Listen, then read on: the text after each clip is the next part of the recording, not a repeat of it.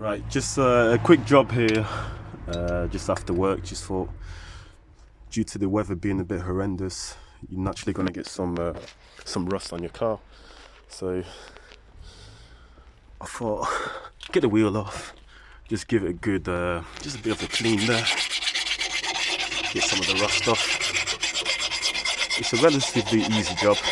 A lot of people neglect this, but it doesn't take long to get the wheel off.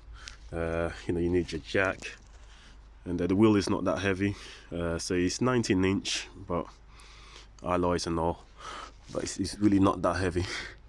Yeah, just a quick job. Sometimes it's worthwhile just getting a good scrub of the rotors here. As you can see, there's a fair bit of rust that build up, and also when you take off, it gives you a chance to just inspect the rotor as well as the brake calipers, and just give it a good clean. So this is the Audi A4. Just give it a good look around of the car. So what I'm going to do now is just get the lights on.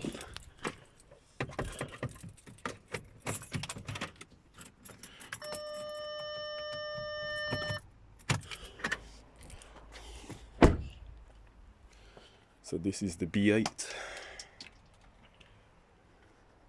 all black,